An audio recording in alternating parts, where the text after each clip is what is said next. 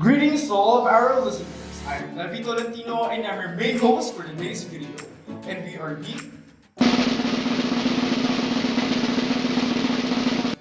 Grateful Production! Hello and welcome to the Typical GenZ Podcast, wherein a bunch of students will truly slay this radio podcast. Right, guys? Slay! I'm here with my great friend John, Hello! Princess, Yako! Ashley, Hi! and we have a special guest that we will be introducing later. We are thrilled to present the premiere and inaugural episode of our podcast, Reliving the Past and Embracing the Future Through Philippine Literature. Wow! Many people are listening right now. Shall we give them a shout out? Actually, that's a fantastic idea. I'll take the lead. But first, allow me to introduce myself. My name is Princess Adlawan and I'm one of your speakers for today's podcast. Pleasantries and big regards to the English department and community. And also a big thank you and shout out to Genyo. Now, let's get right to the point and begin our discussion. The Philippine literature of the past depicts the state of our country at the time. With this, we will be able to comprehend our forefathers' behaviors, which were passed down from generation to generation and shaped us to the people we are today. And we will use Filipino literature to predict the future and spark an innovative revolution in social, economic, and literacy advancement. Wait, have you tried reminiscing about the past through Filipino literature, actually? Princess, believe it or not, I have read 4 major literary works in our country. And 2 of them, No Limitante and El Filibusterismo, written by the Corsairs, our national hero, are associated with the condition of our country when we were still colonized by the Spaniards. And in my opinion, it is. Going back in time and learning about their culture will help us understand the timeline of our own history. We will be able to understand how life was back then and identify the possible patterns in our own history. I used to imagine myself as one of the characters in their own literary work in our own country because I was curious about their perceptions and thoughts at the time. I was curious about the national blueprint at the time and how the country worked together to achieve independence. To be honest, that is correct. Literature is like a mirror. It constantly reflects the current lives of the people and characters in the stories. Now, we will be introducing our special guest. Jerish, our guest speaker, will speak about the people's current lives. She is a researcher and a youth historian who wanted to investigate the monumental link and correlation between the past and the present. Miss Jerish? Thank you for the warm welcome. Jerish Joy Hara here. It's an honor to be here speaking in front of the virtual audience. Make the past fuel for your future, said Maxime Legasse. The past influences the present, and the present influences the future.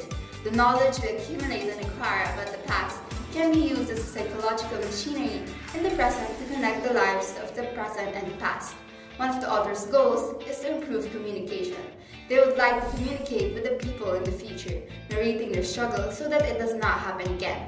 Literature is an important part of our history, which is why revising it will cause a massive chaos and a national identity crisis. Actually, that's an excellent point. I mean, it's undeniable that the concept and narrative of the literary works represent reality back then, and it's up to us to interpret them correctly.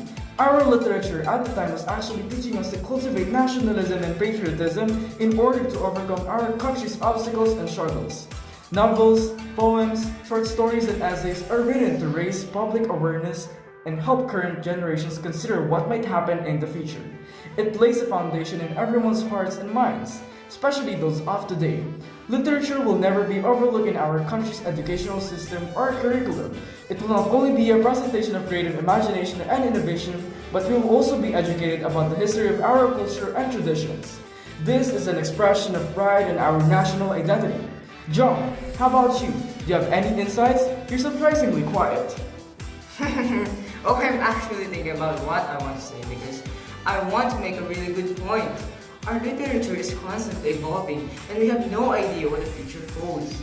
I mean, even a high school student can create a masterpiece that will be admired in the future. Essentially, the present will soon be the past and the future will be the present. It's a cycle, but we improve with time. They used to write literature by hand, but now we use digital devices demonstrating how much we have evolved. Learning about literature will help us improve our previously learned abilities, and we may use the more advanced versions in the future to become more creative writers. The beauty found within this wonderful nation is represented by the memories in our history, written in our literature. To bring about transformation and change, let us embrace the future and act as one, aided by literature, of course. It is an art form that teaches us about realism, which will aid our nation's success. As Filipinos, we must entangle the world of language and Philippine literature by having fun and discovering it together. Using literature, we are spreading the importance of learning more about ourselves and planning for the best possible future. It's quite amusing that we're celebrating English month while tackling Filipino literature. Well, I suppose colonialism has something to do with it. We've been oppressed for hundreds of years, but instead of focusing on the positive, how about we focus on the negative? No, Ashley, please stop. We're gonna get into trouble. No, let Ashley do her thing. Let's talk about the negative sides. I totally agree. Okay, let's stop. We're back to being chaotic. Anyway, I was going through my Facebook and when I discovered a child writing a slogan about the topic we're currently discussing. Nostalgic memories were kept through books. To restore the true beauty of Filipinos, one should go back in time. He wrote, "Do you agree, especially given that our theme is reliving the past and embracing the future through Philippine literature?" Yeah. Our literature is so vibrant and colorful. It is full of lessons that we can use and apply in our daily lives to make the future brighter. That is how beneficial literature is to us, particularly to you. So, to everyone listening right now, I hope you are aware of the connection between the past, present, and future.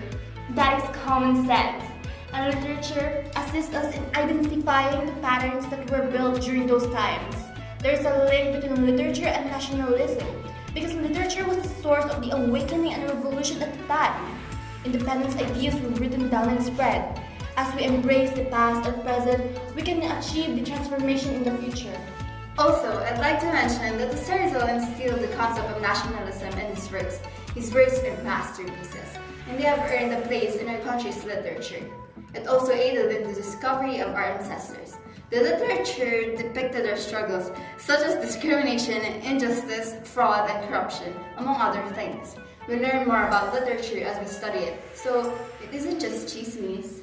That is correct, Cherish. I mean, literature is also a representation of our culture, and knowing it may even help us go back in time and acquire data to achieve social transformation. Even better, our country's reality will be transformed as will its system.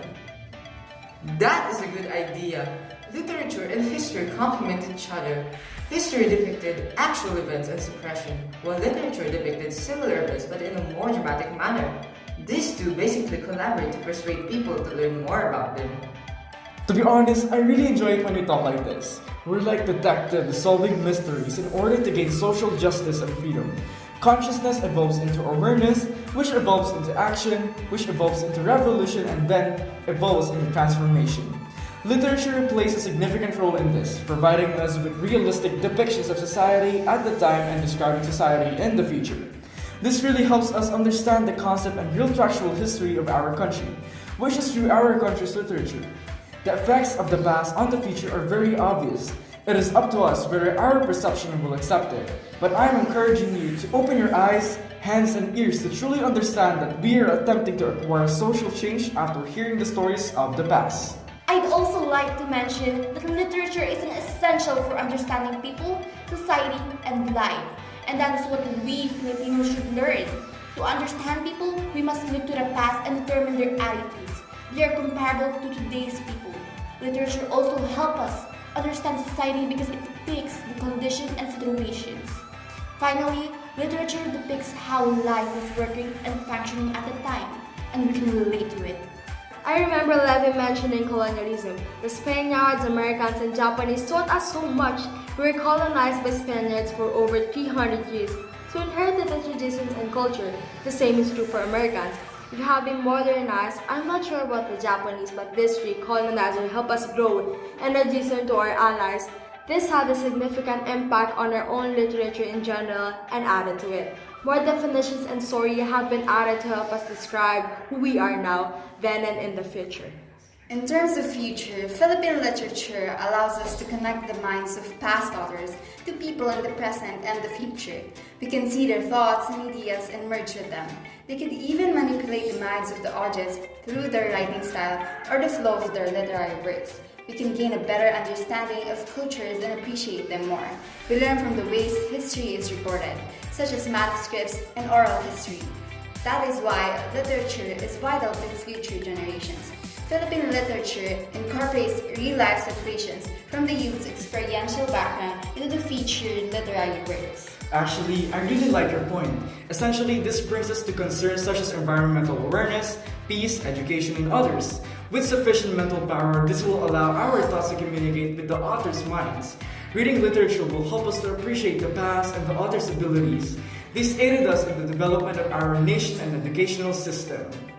Now, for our final statement, I hope we as Filipinos value our literature. May we give current and future generations the ability to travel back in time and embrace the future. Let us influence and encourage people to use historical ideas to better understand our identity.